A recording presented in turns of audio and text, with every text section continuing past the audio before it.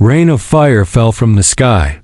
The skies of the planet Gorel turned red as dozens of ships broke through the upper atmosphere.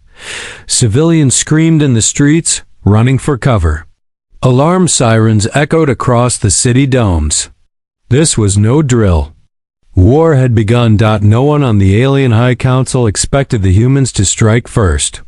The humans had been quiet for decades, slowly building their colonies, staying out of politics, and never interfering in old intergalactic rivalries.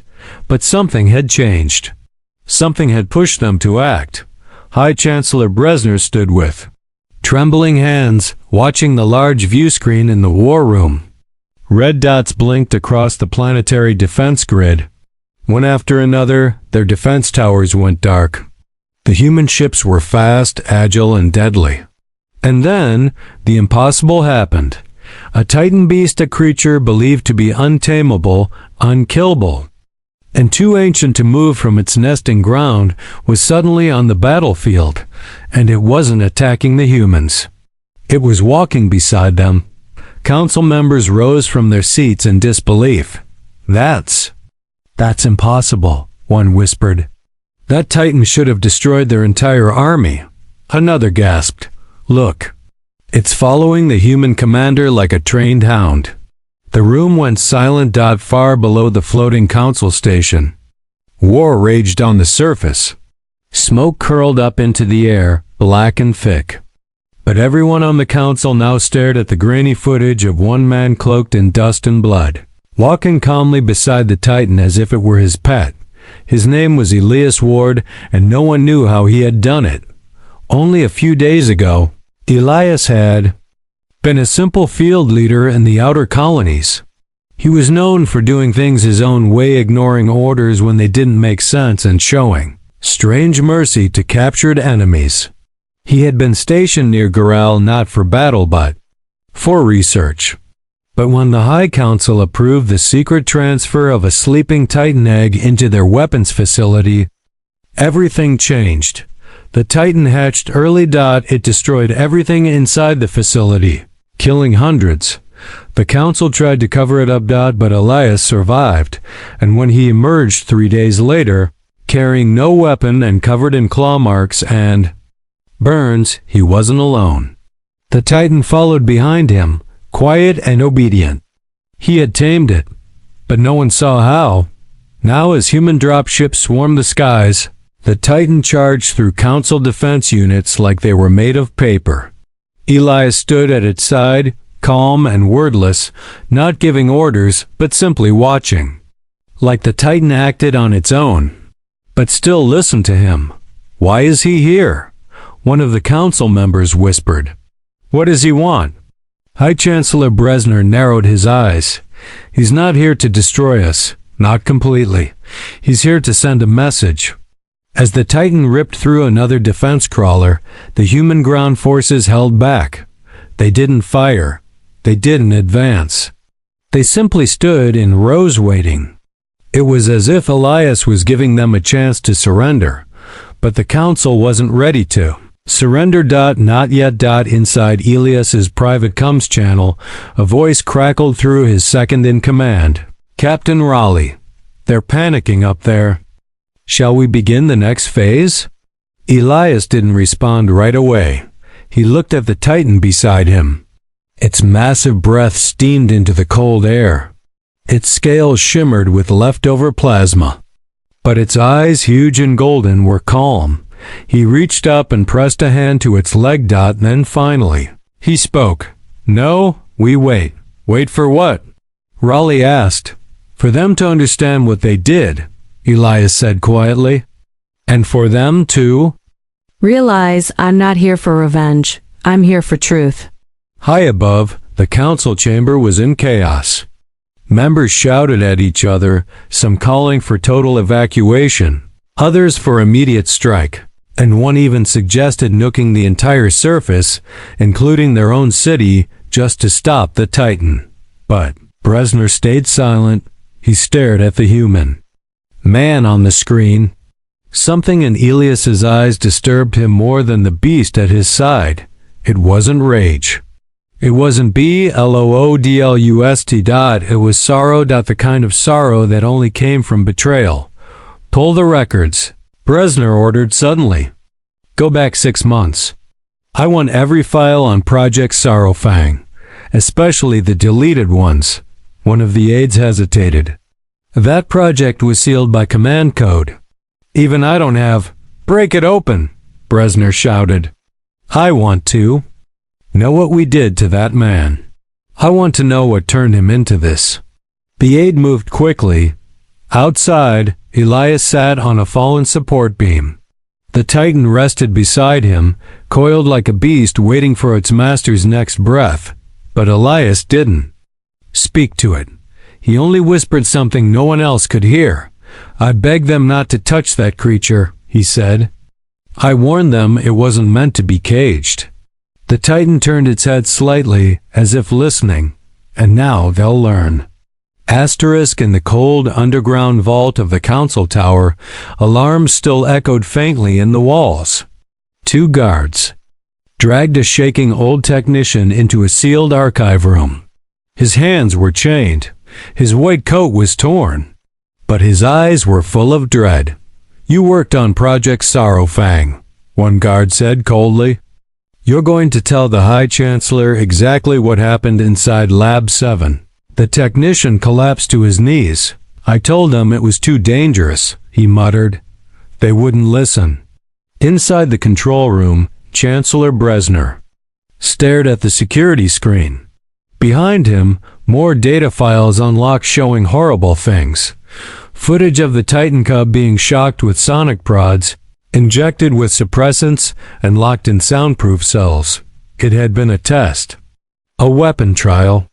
They wanted to control the creature, not understand it. But Elias had been the only one to object. At the time, he was just a junior officer assigned to watch over the safety of the lab team.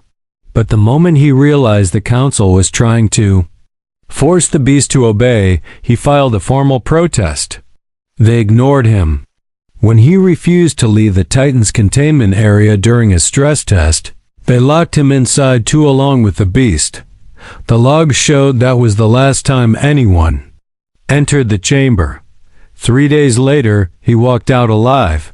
But what happened inside? No one knew. Down on the battlefield, the ground shook again. The Titan was moving slowly now, as if waiting for a command. But Elias didn't say a word. He simply sat with his back against a wrecked ship, watching the sky, breathing quietly. Alien soldiers surrounding the city had stopped firing. They weren't sure what to do anymore. No orders were coming. The sight of a human man controlling the most dangerous predator in known space had shattered their will to fight.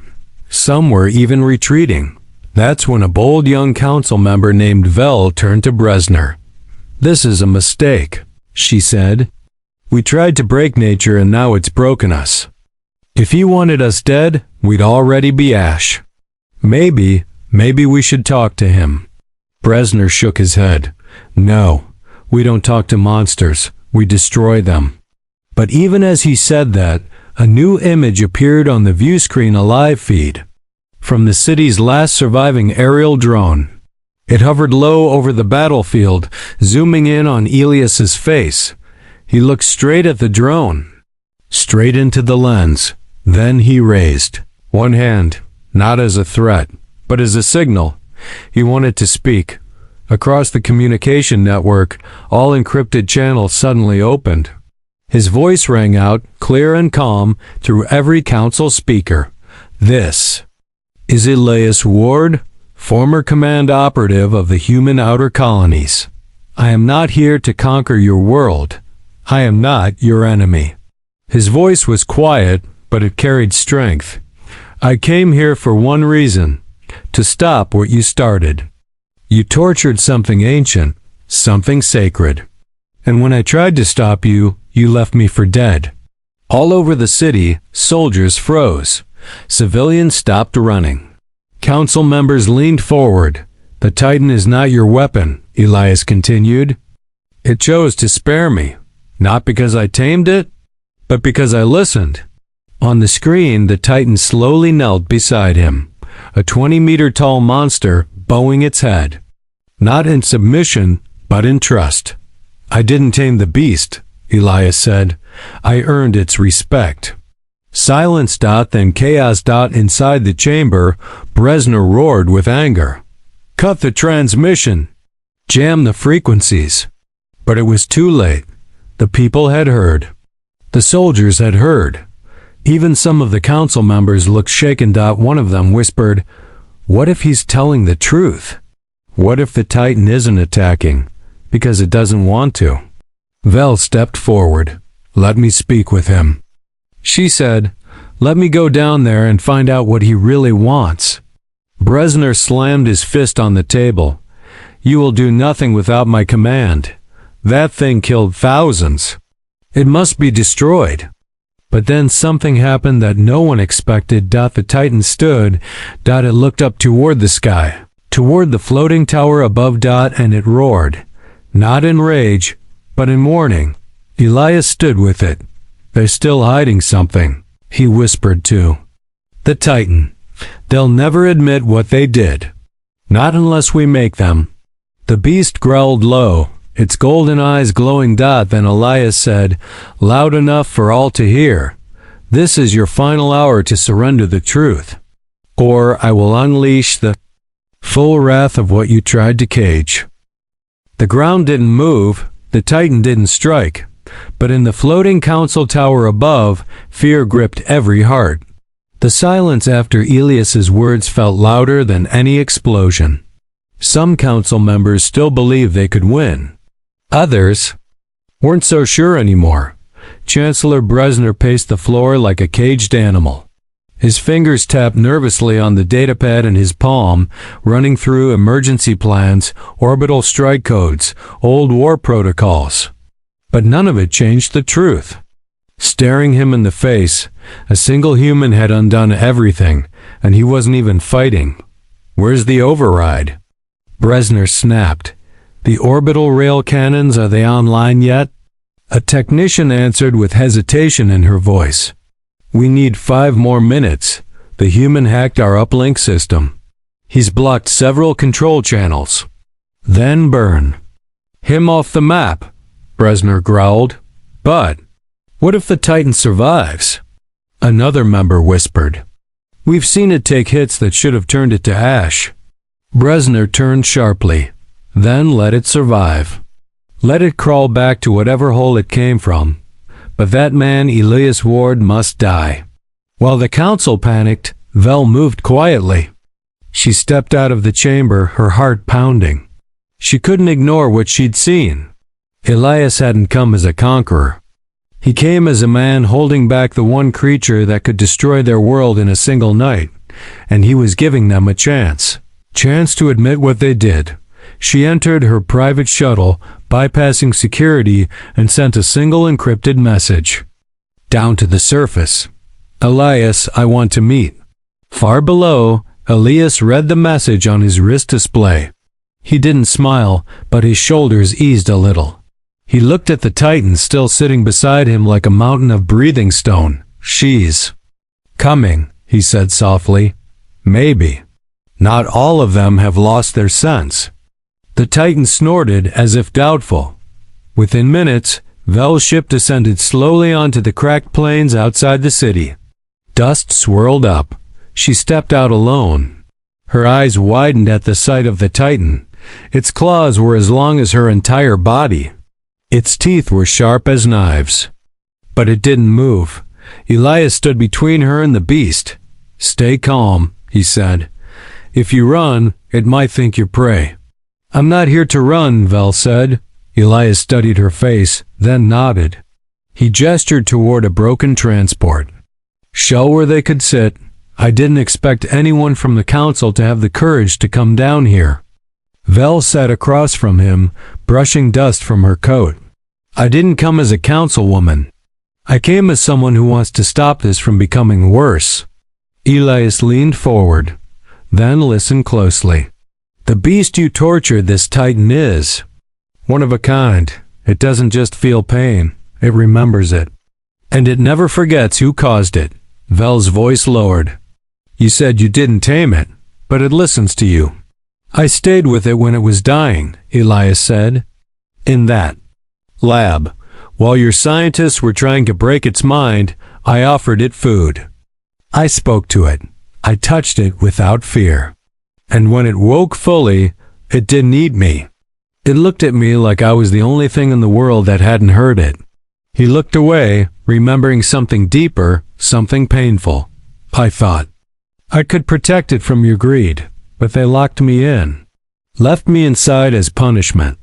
They wanted me to be its first kill. But it didn't, Vel whispered. No, Elias said. Instead, it protected me. Vel looked toward the Titan, who now watched her with heavy golden eyes. If we surrender, what then? You go home and leave us alone? Elias shook his head. I don't want surrender. I want truth. I want every file unsealed. I want your people to know what was done to this creature. To me, I want them to see who their leaders really are. Vel looked at him, unsure. That may be harder than you think. No, Elias said. It's only hard because no one has tried. Back in the council tower, Bresner received word of Vel's landing. His face turned red with fury. She's betrayed us, he spat. Open the strike cannons now. I don't care if she's down there. They all burn. But Chancellor, fire. The countdown began. From the upper orbit, 6 rail cannons charged with power, their barrels aimed at the coordinates where Elias and Vel sat beside the Titan. But just as the cannons locked in, the Titan looked up. Its ears twitched. Then it moved. In a flash of motion that shook the air. The beast wrapped its tail around both Elias and Vel and launched itself into the air with a single deafening roar. And then the sky burned. The sky exploded. Bright columns of energy slammed into the earth where Elias and Vel had been seconds ago. Dust, metal, and fire shot upward like a volcano had erupted. The shockwave tore through nearby buildings and turned the ground into glass. For miles nothing moved. Nothing breathed. In the command tower above, Chancellor Bresner stood tall. Target confirmed. No heat signatures left. The human is gone. The traitor with him. But he spoke too soon. Far above the blast zone, a shadow streaked across the sky.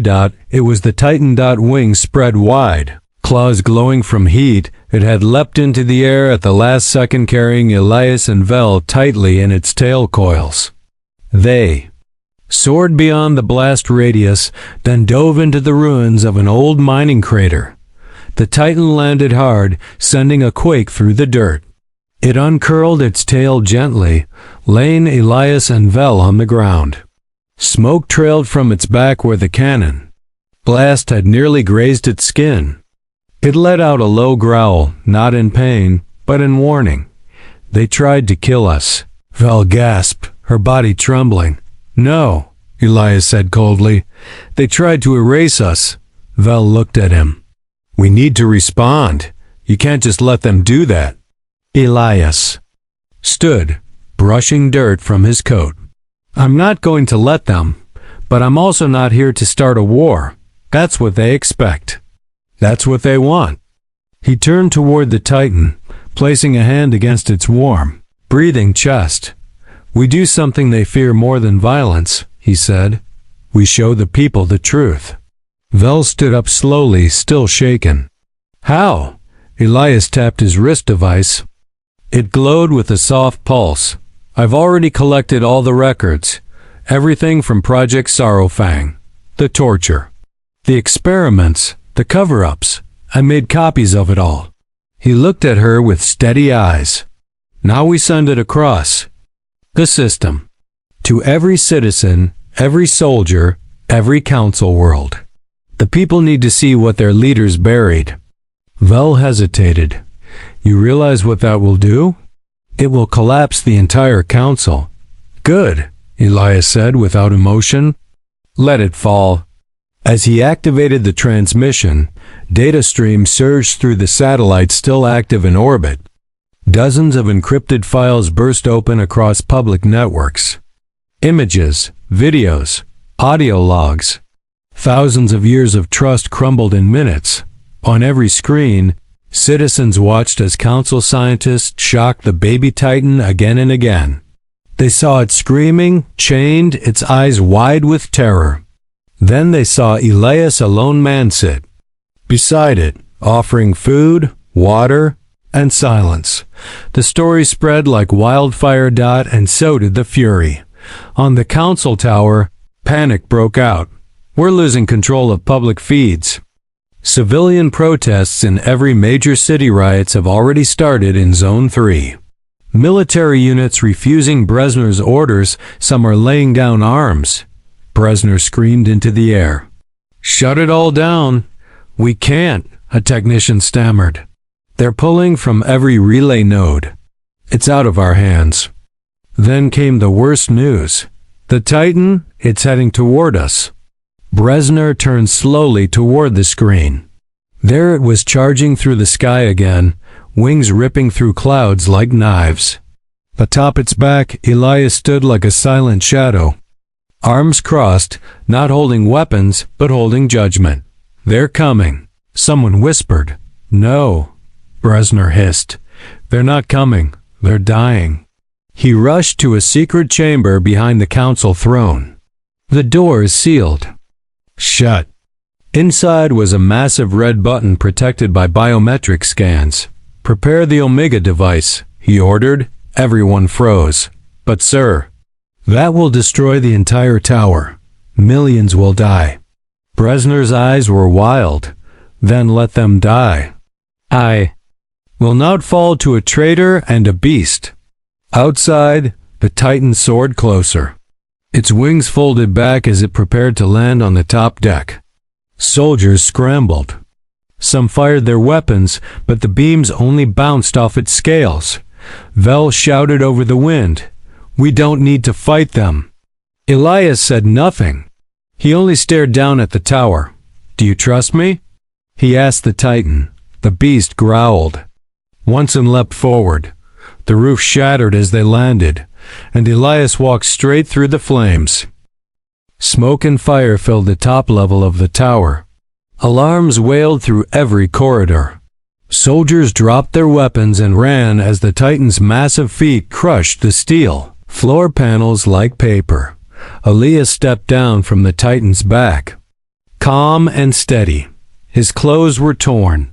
Ash covered his face. But his eyes burned like they had seen too much and could no longer be closed. Beside him, Vel followed, breathless, afraid, but not of Elias. She was afraid of what he might find. Security. Bots rolled in from both sides. Their targeting systems locked onto Elias. Red lasers flickered across his chest. But the Titan let out one guttural roar and the bots instantly turned away. As if they felt fear too, they marched deeper into the heart of the council tower, toward the sealed command chamber. "He's hiding," Elias said. "Brezhner always hides when things fall apart." Vel looked around nervously. "This whole level is rigged with fail-safes. There are rumors about something called the Omega device." Elias kept walking. "I've heard of it. A final weapon. Built for complete annihilation if the council ever lost control. But no one was ever crazy enough to use it." "Vel?" whispered. Elias didn't answer. He just stopped in front of a giant metal door, thick with blast protection. Then he knocked once. Loud and sharp. From the other side, a speaker buzzed. "You came this far to die?" Brezhner's voice crackled through. "You could have walked away, Elias, but instead you chose to destroy everything." "I didn't destroy anything," Elias replied. "You did that yourself. I just showed the people the truth." Inside, Brezhner paced in front of a massive console. His fingers hovered over the Omega button. The tower shook again, this time, from the Titan's tail slamming into a nearby support wall. "I will not let you tear this empire down," Brezhner barked. "There's no empire left," Elias said. "Only fear and silence," Brezhner growled. You want justice? You want revenge? Fine. He slammed his hand down. The Omega device began to hum. Red lights turned on across the room. Countdown began. 60 seconds. Elias heard the sound. Vel's face went pale. He's going to destroy us all. Elias stepped forward and placed both palms flat on the door. Not if I stop him. Inside, Bresner loaded his weapon, aiming it toward the blast door, even though he knew it would do nothing. I'll take. You with me, Elias, he said. I'll die knowing I was right. Then you'll die alone, Elias whispered. The Titan moved. With one giant motion, it slammed both fists into the door. The frame cracked. The alarms blared louder. One more hit, and the door would fall. Vel grabbed Elias's arm. We have to go. There's no time. But Elias didn't move. There's one more thing I need to say. He turned toward the security camera. I forgive you, Bresner. Inside, Bresner froze. Those words hit him harder than any weapon ever could. You what? I forgive you, Elias repeated. Because I know now this was never about power. It was about fear. You feared the Titan. You feared losing control. You feared anyone who stood up to you. But fear doesn't rule forever. The countdown reached 20 seconds. Bresner lowered his weapon slightly. You're wrong, he said, voice shaking. You think this is over? Someone else will rise, someone worse than me. Then I'll rise again too, Elias said. And so will others. 10 seconds. Bresner looked at the button, then at his own reflection in the glass. He was trembling. His finger hovered, then dropped. He stepped back. The countdown froze at 7 seconds. Silence. Outside the door. The locks clicked. It opened slowly. Elias stepped inside first. Bresner didn't raise his weapon. He just stared at the floor, defeated. It's over, Elias said. Bresner's voice was barely a whisper. You ruined me. No, Elias said quietly. You did that yourself. Vel entered behind him, stunned by what? She saw the mighty Chancellor of the Council. Broken. And beside Elias, the Titan leaned down and exhaled deeply, its golden eyes watching, but calm. Not angry. Not wild. Just waiting, like it understood, like it finally saw peace. The war was over, but the world had not yet healed. The Council Tower stood in silence, its power dim, smoke curling through cracked ceilings. Soldiers who once guarded the walls now stood still, their weapons lowered. Drones hovered above, not to attack, but to watch. All eyes across the galaxy were fixed on one man. And the beast beside him. Elias Ward, the human who walked with a Titan. News spread faster than fire. The files Elias had released were now public record on every planet connected to the Interworld Network. Billions of citizens, alien and human alike, watched the same truth unfold. The Titan wasn't born a monster. It was made into one by fear, by cruelty, and by the Council's hunger for control. And the man they tried to erase was the only one it trusted. Inside the tower's highest room, Bresner sat handcuffed to a steel chair. His head was low. He had not spoken since Elias took control of the Omega room. Not a single word. Vel stood near the window, watching the Titan rest outside the city. It lay curled near the remains of the outer wall, its wings folded like blankets over its back. Children gathered at a distance, staring in awe. Some drew pictures in the dirt.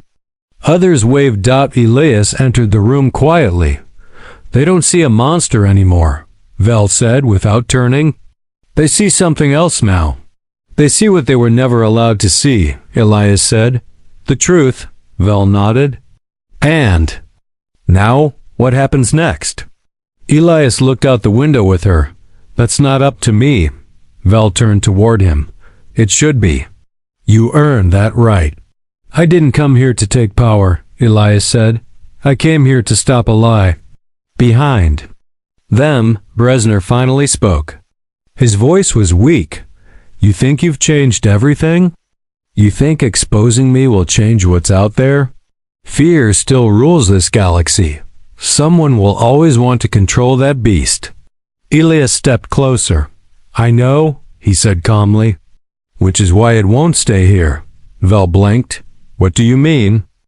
Elias walked to the console and tapped into the outer landing pad. The Titan doesn't belong to this world or any world that sees it as a weapon.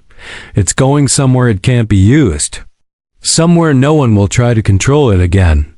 Vel frowned. But where? Elias looked at her. With me. She didn't answer right away. You're leaving? He nodded. I can't ask it to stay here. Not after everything it's been through. It trusts me, and it only feels safe when I'm near. Vel lowered her eyes. Then we're losing the only one who brought justice. Elias placed a hand gently on her shoulder. No, you're not losing anything. You're gaining the truth. And the truth is stronger than fear. Outside, the Titan lifted its head. It looked toward the tower, sensing Elias's thoughts. Vel walked with Elias down the final hallway, past stunned guards and silent aides. The tower wasn't filled with shouts anymore. It was quiet now. Not defeated, but listening. As they stepped outside, a crowd had formed, people from all over the city. Aliens of every kind. No one cheered. No one threw stones. They just watched. Then one child stepped forward, holding a drawing. It was the Titan. And next to it, a human with a kind smile. The child held it up. Elias paused, looked at the picture, and then nodded. He walked to the Titan and placed a hand on its claw. You ready? He whispered. The beast grunted softly and stretched its wings. Vel stepped forward, speaking quietly. If the day ever comes when we need you again, will you return? Elias climbed onto the Titan's back. If that day comes, just speak the truth. That's how I'll know it's time. He looked down at her one last time. You were brave, Vel. Don't stop now.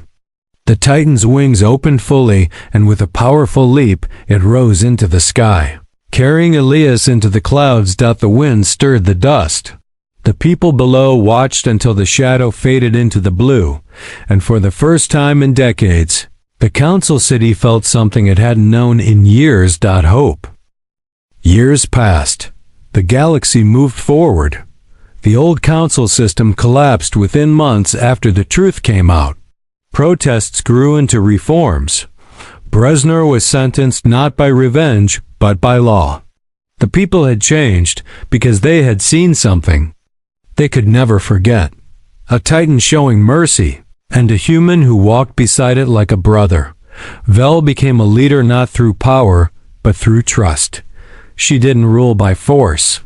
She listened. She opened records, rebuilt trust between species, and taught others what she had learned from Elias. That fear cannot be the future. But still, people wondered, where had Elias gone? And what became of the Titan? No one had seen them in years. Some believed they went beyond the known sectors. Others claimed they had returned to the creature's ancient homeworld, hidden deep in the Veil Nebula. Stories spread like stars about a flying beast with golden eyes spotted on distant moons. About a lone human walking across wastelands, healing wounded colonies, then vanishing without a trace. And one day, something strange happened. A small planet on the edge of the dead zone, barely populated, sent out a distress call. They had been attacked by pirates. Their crops burned. Children were missing. No patrols came until a shadow flew over the village. One of the old men there later described it best. We heard a sound like thunder, but slower, deeper. We looked up, thought we were done for, but it wasn't death. It was a winged god. And on its back, a man in black.